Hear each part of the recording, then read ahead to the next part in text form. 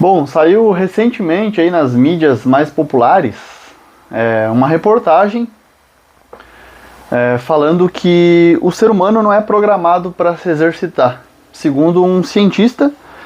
E aí saiu em algumas mídias bem populares nos sites, e isso gerou uma repercussão bem grande nas redes sociais, principalmente, ou de profissionais do movimento que tem talvez uma visão diferente, mas a gente precisa conhecer. E aí isso me motivou, esse vídeo me motivou a construir um raciocínio baseado nas obras do autor, desse cientista aí que foi colocado, que falou isso, ou que argumentou isso, que é bem interessante na verdade, e são esses dois livros aqui. Primeiro o Exercise, que aí baseia essas reportagens aí que saíram aí no dia 10 e 11 de outubro de 2022. Exercise, então, porque a gente nunca evoluiu para fazer algo que é saudável e recompensador, que é o exercício. O Daniel Lieberman é um pesquisador de Harvard, biólogo, na verdade, que traz a visão antropológica evolucionista para o campo do movimento humano. E ele é um cara sensacional, na verdade, que esse livro é muito bom. Eu falo que é um dos melhores que eu já li sobre movimento humano, sobre ciência do exercício, enfim. Porque dá uma visão muito diferenciada. Eu sempre sugiro a leitura. E o outro livro que também vale a pena, mas não tem a ver com essa reportagem, mas tem a ver com o autor, é A História do Corpo Humano. Evolução, Saúde e Doença, que é anterior, na verdade, ao Exercise. O que ele coloca? Que a gente, de fato, não evoluiu para fazer exercícios. Que exercício é algo manipulado, é algo criado, é algo muito recente, que a gente criou porque as condições de vida atuais não requerem mais atividades físicas. Então, a atividade física, em nenhum momento ele fala que o exercício não é bom ou que a atividade física não é bom, não é recomendado, não. Porque até ele recomenda isso. Inclusive, ele traz muitos dos benefícios e estuda isso, inclusive. Vai ver o currículo dele e as publicações dele. Ele é um cara que, além de estudar essa parte antropológica, evolucionista, ele estuda também corrida descalço. Na verdade, ele é um adepto também a corrida sem tênis. E é bastante interessante, mas ele é um cara que estimula, sem dúvida. E ele, claro, diferencia. Esse é um conceito básico que muitas vezes os profissionais de movimento se perdem, na verdade, e não lembram mais. Que é a definição diferente entre atividade física e exercício. Então ele coloca claramente, os nossos antepassados faziam muitas atividades físicas. Claro. Eles tinham que sobreviver, caçar, pescar, enfim, se movimentar para sobrevivência mesmo. E o nível de gasto energético era alto. Ao mesmo tempo que, enquanto eles não estavam fazendo isso, eles estavam em comportamento sedentário também. Eles ficavam bastante tempo sentado, quase tanto quanto a gente fica hoje. Hoje a gente fica aí mais de 10 horas por dia. Naquela época eles já ficavam aí cerca de 8, 9 horas em posição sentada, de reduzir gasto energético. Isso é natural, é um instinto natural do ser humano, uma tendência em evitar esforços desnecessários. Se a gente pensar, o antepassado, o que ele ia pensar do exercício, por exemplo, de você ficar correndo, caminhando repetidamente sem sair do lugar de uma esteira? Não ia fazer sentido para ele, ia ser um gasto de energia desnecessário, na verdade. Para o nosso cérebro também, é claro. Por isso que exercício é visto dessa forma. Né? Então a gente não foi programado para se exercitar. A gente evoluiu fazendo atividades físicas, generalistas, correr, saltar, pular, enfim, diferentes para sobrevivência ao longo de milhares de anos. Mas hoje a gente se depara aqui com uma situação, um modo, um estilo de vida que não é mais preciso fazer isso. Né? Exemplos claros, analogias simples. Eu posso pedir a minha janta aqui sem me movimentar muito, sem nem levantar da cadeira. Eu posso pedir farmácia se eu estiver doente, eu posso pedir supermercado, suprimentos, sem ter que caminhar, sem ter que gastar energia, sem fazer atividade física, na verdade. Eu posso até pedir pessoas nos relacionamentos afetivos aí, por meio de aplicativos, conhecer pessoas, eu não preciso mais ir num bar, gastar energia para ir lá, caminhando, ou enfim. Então a gente vive um estilo de vida no qual o movimento não é mais necessário, pelo menos no curto prazo, para sobrevivência. Isso não significa que a gente vai viver melhor. Pelo contrário, eu sempre vou defender que a gente precisa se movimentar para viver melhor, para ser mais feliz, ter uma qualidade de vida melhor, se sentir melhor no curto prazo. E também, claro, no médio e no longo prazo, prevenção de doenças e tudo mais que a gente já sabe. Mas a gente tem que reconhecer que esse movimento talvez não seja necessário. A ideia dele, e que aí a reportagem, as duas reportagens, tanto na Globo.com quanto na BBC colocam, é que a gente inventou o exercício em prol da saúde e da boa forma. Só que talvez isso não nos motive o suficiente. E não tem nos motivado, de fato. A gente tem visto aí, 27,5% da população é inativa fisicamente. Né? Dados da Lancet, 2018 até 2020. População adulta, 1 a cada 4 adultos não é ativo fisicamente, ou seja, não faz a quantidade recomendada de 150 minutos de atividade física moderada por semana, ou 75 minutos de atividade física vigorosa. No adolescente, nesse público é mais grave ainda. A gente tem que 81%, ou seja, 4 a cada 5 adolescentes não faz atividade física o suficiente, é inativo fisicamente. O problema do adolescente é que muitos dos hábitos adquiridos nessa fase da vida perduram para o restante da vida. Né? Então a gente teve que criar o exercício, é algo recente. Né? Então, o que o pesquisador Daniel Lieberman coloca? Que a gente, baseado nos nossos antepassados, pode se motivar de duas maneiras bem simples e que na época eram efetivas para eles fazerem atividades físicas. Uma vez que, claro, o exercício sistematizado como não existia. Que é tornar ele necessário, né? E às vezes as pessoas passam por isso quando ficam doentes e aí buscam o exercício como forma de tratamento ou orientado pelo médico. Mas é bom salientar que essa é uma motivação que pode iniciar algo, que pode motivar o início, a adesão ao comportamento, mas não significa que vai ter aderência. Clássico exemplo do indivíduo com os exames de sangue ruins, o médico manda para academia, manda fazer caminhada, manda fazer algum movimento, algum exercício. A pessoa vai lá e ingressa, mas ela não consegue manter porque aquilo é pouco atrativo.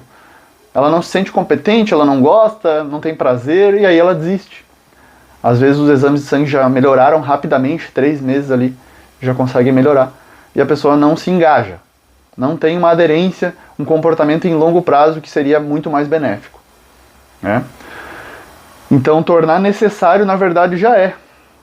Se a gente pensar, o exercício físico já é necessário justamente por conta que a gente não tem atividades físicas frequentes, necessárias no nosso dia a dia, no nosso estilo de vida. Tá? A gente tem uma ampla gama de evidências que mostram que o movimento, as atividades físicas nos mais diversos contextos, são benéficos. Então, atividade física doméstica, do transporte, ocupacional e durante o lazer, que são os exercícios. Nesses 4 ambientes, na maioria das vezes, nesses quatro dimensões, contextos, na maioria das vezes, vai ser muito benéfico para a saúde, reduzindo o risco de mortalidade e de várias doenças. Beleza. Mas a gente, né, como a gente colocou no nosso estilo de vida hoje, não tem necessidade de grandes gastos energéticos de atividade física. Está tudo muito automatizado, robotizado e, né, fácil, com poucos cliques, na verdade, na tela do celular ou do computador. Outro aspecto é tornar a atividade física divertida, e isso tem muito a ver com torná-la social. Né? Então, nossos antepassados tornavam a atividade física necessária, que foi o primeiro motivo que eu coloquei, beleza. A gente também já pode torná-la necessária, porque temos poucas situações de movimento. E divertida e social, né? Uma atividade social. Tornar o exercício uma atividade social é uma dica importante aí para quem tem dificuldade, inclusive, de fazer exercícios. Eles faziam isso. Nossos antepassados, os caçadores-coletores, faziam isso. Eles faziam brincadeiras, jogos, então coisas divertidas com benefícios sociais. É assim, inclusive, que o pesquisador Daniel Lieberman coloca no Exercised. Então lá tinha danças, jogos, diferentes formas de socializar e de se divertir com gasto energético, com atividade física, uma vez que o conceito de atividade física é qualquer movimento corporal que resulte em gasto energético acima dos níveis de repouso. Já o exercício é uma atividade física sistematizada, organizada, com um fim em melhorar a aptidão física.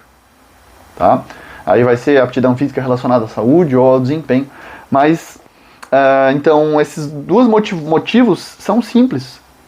Né? Então, necessário e divertido. Talvez seja um caminho mais simples para a gente melhorar as nossas motivações, na verdade. Tenho estudado motivação muito todo dia nos últimos anos. E a gente tem que a motivação intrínseca, uma motivação menos controlada, mais autônoma, é relacionada a um comportamento mais ativo, a manter o comportamento na sua vida. Então, algo que dê prazer, que dê satisfação, que você se identifique com aquela atividade por si só, pela própria atividade, que você se sinta bem lá durante o exercício, é um preditor forte para você querer continuar. Né? Então aí já vem também as pesquisas nas respostas afetivas, que você se sente bem durante o treino, né? Com prazer também é outro preditor forte. Então aqui ele coloca que medicar e comercializar os exercícios não tem problema nisso. É uma tendência mesmo dos últimos anos a gente fazer isso, a gente tem feito isso, sei lá, pelo menos nos últimos 50 anos talvez. Medicalizamos o exercício, uma vez que o aparecimento de doenças é cada vez mais frequente, né? Para a própria Covid, a gente vê estudos aí no British Journal of Sports Medicine mostrando que pessoas ativas fisicamente têm menor agravamento da doença, menor risco de morte. Mas para todas as doenças anteriores, crônico, né, não infecciosas, né, há um potencial enorme em ser ativo fisicamente, em fazer exercícios. Na parte física, na parte psicológica, mental, né, que a gente fala bastante de saúde mental. Então, medicar e comercializar isso não há problema. Só que, na verdade, não está funcionando, essas abordagens não estão funcionando. A gente viu ali os números de inatividade física. Então, se a gente pensar dessa forma, como antropólogos evolucionistas, pode ser uma saída, pode ser uma forma alternativa de melhorar esse cenário que está péssimo, na verdade. Se a gente continuar o que está sendo feito, fazendo o que está sendo feito, não vai melhorar. Piorou, na verdade, com a pandemia. Tem dados aí de uma revisão sistemática de que os níveis de atividade física pioraram ainda, em virtude da pandemia. Então, o primeiro das 4 recomendações que ele faz, inclusive no livro, que desvenda vários mitos, né, e o primeiro mito do livro que ele coloca é de que não é realmente normal fazer exercício. Então não se sinta mal consigo mesmo. O primeiro ponto é isso, a pessoa não se sentir mal, porque ela se sentindo culpada, que ela vê nas redes sociais que todo mundo está ativo, que os amigos dela estão ativos, ela não consegue, ela tem dificuldade. Por quê? Porque ele coloca que o instinto realmente é não fazer exercício, é não gastar energia de forma desnecessária. Agora, se for algo divertido, algo socializável, algo interessante, que você vai agregar valor, que você valorize aquilo, né, você provavelmente não vai colocar a prioridade na frente. Uma grande desculpa, ou uma grande barreira, na verdade, para as pessoas não fazerem exercícios é a falta de tempo. A gente tem até análise sobre isso. A mais recente que eu li foi do pesquisador Stuart Beadle, que coloca que isso é uma barreira mais percebida do que real. E por quê? Porque a gente não acha o exercício uma sessão, um momento do dia interessante, divertido, legal. A gente coloca outras coisas, outras prioridades. E aí a gente coloca como, não tenho tempo para aquilo. Mas realmente, porque é chato, porque é aversivo, a pressão social para eu fazer, eu também não faço, não me sinto bem, enfim, há uma série de problemas aí. Tá? Então esse primeiro ponto é que é isso, a gente não aprender a reconhecer esses instintos, e a gente pode superar eles mais facilmente, né? E aí ele coloca, então, quando ele às vezes se levanta para correr, o Daniel Lieberman é um corredor, ele gosta de fazer corrida de rua, muitas vezes está frio, e é de fato complicado, ele não tem vontade de fazer exercício, e aí a mente dele, o cérebro realmente quer economizar energia e dá todos os motivos, razões para ele adiar, e aí ele tem que se forçar a sair pela porta. Isso é motivação, lembre-se, isso é motivação, não é disciplina, não é o hábito só por si só. Não é que ele abandonou as motivações, ele tem várias motivações ali, mesmo sem vontade. Então a motivação sempre vai ter.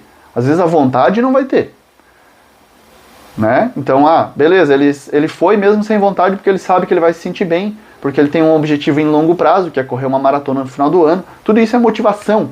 São forças que levam ele a, mesmo sem vontade, fazer o exercício. Tá? Então, ele coloca que o ponto dele é ser compassivo consigo mesmo e entender que essas pequenas vozes na cabeça das pessoas são normais. E que todos, mesmo até os viciados em exercícios, têm isso. O jeito é a gente ter mecanismos para tentar driblar essa falta de vontade que vai bater muitas vezes. Principalmente dias frios e chuvosos. A sugestão mais simples é a segunda dele. Tornar o exercício uma atividade divertida e socializável muitas vezes. Com um amigo que você gosta muito, por exemplo. Que você ri, que você dá risada junto. Por que não fazer exercício junto? Tornar algo prazeroso. Que você vai se distrair até do momento do esforço do exercício, que muitas pessoas têm aversão ao esforço. a queimação da musculação, enfim, são sugestões.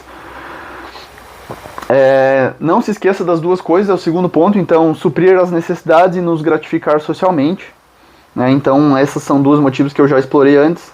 Não se preocupe tanto, terceiro ponto, olha só, né? Então é tirar o peso de ser inativo fisicamente, ou de ter alto comportamento sedentário. São conceitos diferentes, lembrar disso também, comportamento sedentário é uma coisa, atividade física é outra. Às vezes as pessoas se confundem. A abordagem antropológica final que pode ajudar é não se preocupar com quanto tempo e quanto exercício físico é necessário. Isso gera pressão, né? Então, recomendações atuais, 150 minutos. A pessoa não bate 150 minutos, ela fica preocupada, ansiosa, angustiada com aquilo. E esses sentimentos não ajudam. A ciência comprova que esses sentimentos de pressão, tanto interna quanto externa, não ajudam a pessoa a fazer exercício direto. Então, eu não entendo por que os profissionais ficam ainda, né, fomentando essa pressão aí nas pessoas, sendo que não funciona. A gente tem que ter empatia pelas pessoas que não conseguem, que têm mais dificuldade. Esse é o ponto. Então, né, aqui, ó, os caçadores-coletores típicos, por exemplo, se envolviam em apenas cerca de 2 horas e meia por dia de atividade física moderada e vigorosa. 2 horas e meia hoje é o que a gente precisa por semana, se for ver. Eles faziam por dia, mas não é algo, né, a gente não precisa, né, ver o exercício como algo sobrenatural, como algo impossível, na verdade. Se pensar em atividade física, que é mais abrangente ainda, a gente, entende que a OMS, o mais recente slogan é: cada movimento conta. Cada movimento é importante. E, né, a gente pode fracionar isso em pequenas partes, enfim. Né? E não parar de fazer. O quarto ponto é de que, realmente, a gente evoluiu para ser fisicamente ativo. Isso não significa só exercício, durante toda a vida. Um dos princípios é da continuidade, do treinamento, né? Para usufruir os benefícios, tem que continuar ativo. Para isso, a gente precisa de motivação. Se a gente pensa em coisas em longo prazo, sempre vai ter que ter uma boa motivação para manter aquilo. Senão a gente abandona, a gente desiste. E é o que acontece com a maioria das pessoas, por exemplo, em academias, que é algo que eu tenho estudado mais, aí, a aderência de praticantes de musculação. Rotatividade é enorme nas academias, o cenário é péssimo, crítico. E a gente entender o que se passa, né, no nosso cérebro, considerando a visão evolucionista, é fundamental, é legal, é diferente. E é uma abordagem diferente, uma vez que a gente não tem como continuar fazendo o que a gente tem feito já, reproduzindo só e sem mudanças. Há necessidade de uma quebra de paradigma, eu acho, na educação física e na promoção especialmente de exercícios, mas de atividade física em geral. Essas obras aqui são muito importantes para a gente ler, para a gente conhecer. Acho que é uma contribuição sem tamanho aí do pesquisador Daniel Lieberman e que a gente pode levar. Ele, inclusive, é o cara que, né, coloca lá a crítica ao just do it, de você vai estimular uma pessoa a fazer exercício falando just do it, vai lá e faz, apenas faz, como se fosse algo simples. Primeira coisa não é isso, é entender que o comportamento de atividade física é complexo. Tem muitos determinantes individuais e ambientais. Não é a pessoa só querer. A pessoa tem que querer também, claro. Ela tem que ter a consciência, ter uma parte cognitiva, mas também tem que ter uma série de condicionantes ambientais e sociais para facilitar isso, para que ela de fato consiga fazer e manter. E aí o just do it vem no sentido de que o pesquisador compara, né, com você falar just do it, apenas faça para uma pessoa fazer exercícios, com você falar para um viciado em drogas, para ele dizer não, apenas diga não para as drogas quando alguém oferecer as drogas para ele. Ou seja, inútil, ineficaz, com superficialidade e pouco toca as motivações, né, mais profundas, no caso dos exercícios. Tá? Então é isso. Acho que são reflexões importantes que esse livro nos traz, né, o pesquisador, enfim, que a gente pode evoluir, né, no sentido de promover melhor atividades físicas, especialmente sob a forma de exercícios. E aí, do ponto de vista evolucionista, mas também do psicológico, que é o que eu mais estudo, a gente precisa aprofundar nessas coisas, porque elas são diferenciais e são básicas. Beleza? Espero ter ajudado. Esse foi um vídeo aí que eu criei ao ler aí as reportagens, bem espontâneo mesmo, só pra gente tentar pensar melhor. Então, se gostou, comenta aí, dá um toque também no Instagram, @FabioDominski. E é isso. Beleza? Bom feriado a todos. Valeu e até a próxima.